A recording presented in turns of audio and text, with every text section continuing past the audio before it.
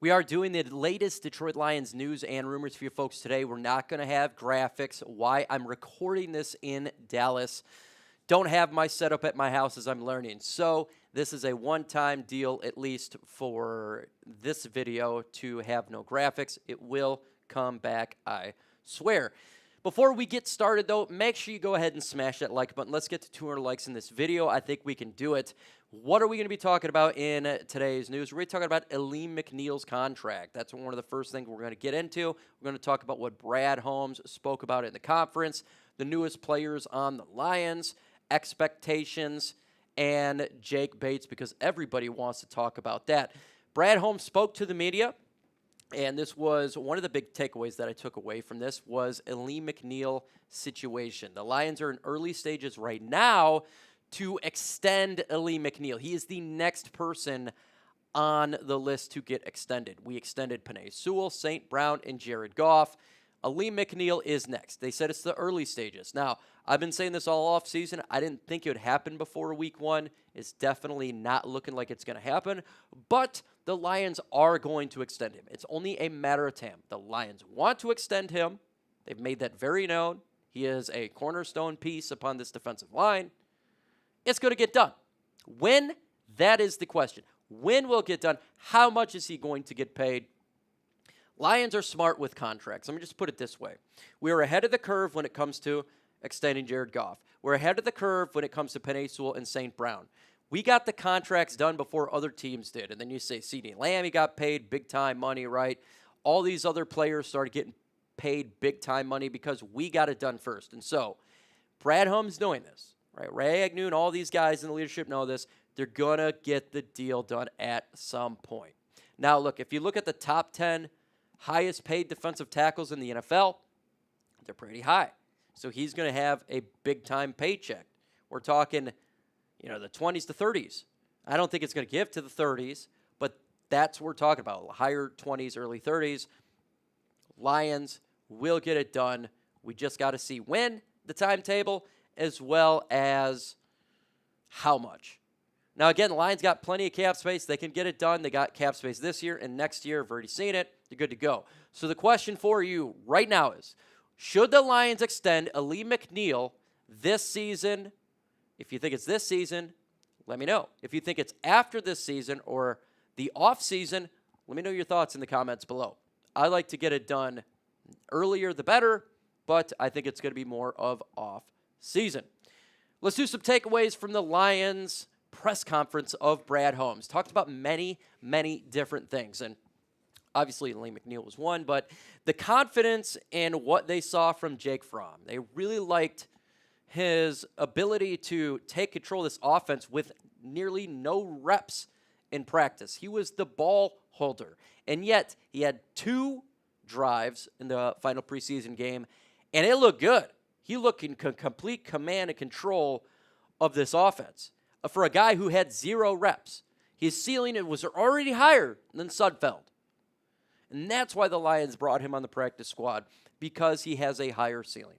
And I believe in Hendon Hooker and his development, and I love this. I love the route that they went, and I concur this was the right decision to make for Brad Holmes in this roster, right? You got 2 players, 2 quarterbacks, where Hooker, it was different, right? He's using his legs predominantly.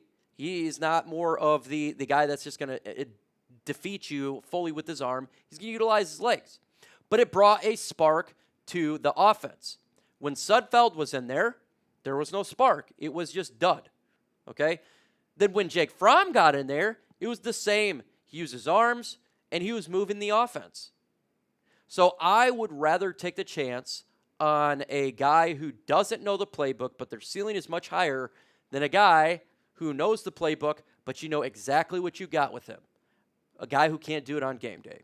And that's the route that they went, and I like the route. Also, Brad Holmes talked about the wide receiver room. They're not concerned about only having 4 wide receivers on the active roster at this moment, and I'm not concerned about having 4 wide receivers on the active roster as well. Why? Because they signed 3 guys to the practice squad, and you can always elevate a player. They talk about the 53-man roster. But like a commenter said in the live show yesterday, is that it's really like the 69 roster because you can always bring in a guy up from the practice squad. And Brad Holmes literally said the same thing. And Tim Patrick, who they brought in, 6'4", 210-pound wide receiver, a guy who has shown a lot of promise in the preseason throughout his tenure, and the Lions wanted to bring him onto this roster. And why do I say promise? Look what he had at quarterback for Denver the time he was there. They were all bad. Quarterback, Cheeks. Next one, Cheeks. Next one, Cheeks. Next one, Cheeks. Now he's going to a situation where the team is good, a great offensive line, and a top 10 quarterback.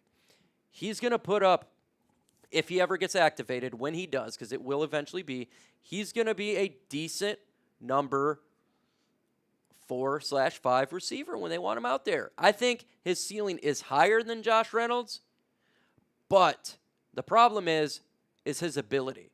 I think Josh Reynolds was more available. He's the type of guy that was always there in game day. And Patrick, it's more about availability.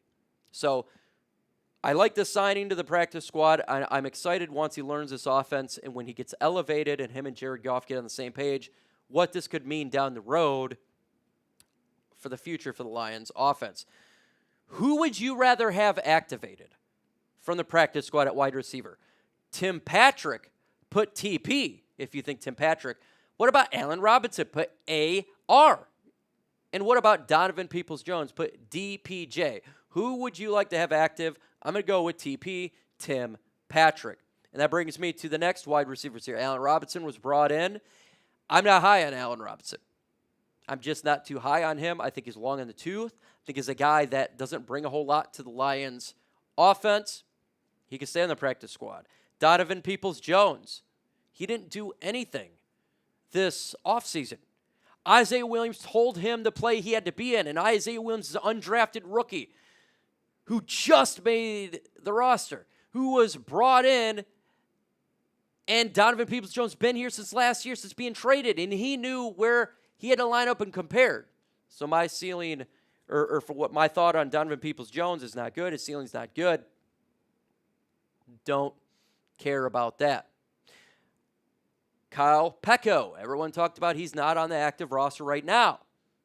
Right now he's not. He will be activated by week 1. Look, I've been hearing this the last couple days. I understand the 53 roster is a great video to put out there. It's great content to put out there as a content creator. But you got to understand it's a fluid situation. It is not something that's going to be the same throughout the NFL season. Players are going to get elevated. Players are going to get released. Players are going to get injured. They're going to place on. We know the situation. It is a fluid. Same with the practice squad. All fluid. All fluid. So understand that it's going to be switched up multiple times. Let's get into Jake Bates. When I did the live stream yesterday, a lot of people was asking about Jake Bates. The concern level, Brad Holmes spoke about it in his press conference. They understand he's going to have some issues. He is not kicked a lot in his short career. Okay, he is not, but he's gotten better, and he has a swag and confidence to him. You have to have that confidence, and when you make an error, to not let it haunt you the rest of the game. You can see some kickers, they miss a kick, and they continue to miss because it's in their head. What they believe, Jake Bates, is a guy that if he makes a mistake, it's not going to bother him for the next kick. You got to have that ice in your veins mentality. You do, especially for a kicker. They don't have that many opportunities in a game, but when they do, it's so important. It could be the difference between winning and losing. So you got to have that ice mentality in your veins. He's got that, and that's why he's here. With that said, Brad Holmes said they're going to bring in a kicker and add them to the practice squad. They should do that. They absolutely should, because what if Jake Bates is flopping? You got to have another guy that you can switch him out in. Just because right now he's doing good doesn't necessarily mean that's going to be the case through this whole year. You got to have a backup, and I'm perfectly fine with the Lions playing a backup kicker on the roster. And also, I think we really got to talk about the kickoffs. That is something that he struggled in, and it has not gotten better. What will the Lions do with the kickoffs? So they go with Fox, Could that be someone else they bring in from the practice squad? I don't know. But that is a concern level, and I'm sure it's a concern level for Brad Holmes, but they're still going to work out the kinks. In the comment section right now, are you concerned at all about Jake Bates' kickoff ability? Not kicking the extra point or the field goal, but kickoff ability. Why for yes and for no? Let me know your thoughts in the comments below. I am concerned. That's just my thoughts. Overall, I look at this roster, and from the 53 to the practice squad, the 69, I am 100% fine with it. Yeah, am I too happy about the Allen Robinson? No, but it's a practice squad. Are we really going to cry about a veteran wide receiver in the practice squad? No, I'm never going to do it. Same with Donovan Peoples-Jones. It's a great roster right now. Great roster, top down. My biggest concern was Sudfeld. And you say, why are you so concerned about it? Because I believe that you should have the best 53. And if an individual, a player, regardless of position, is not good enough, I would rather have somebody who is more worthy to make the roster take that spot. And it's what I felt like at quarterback.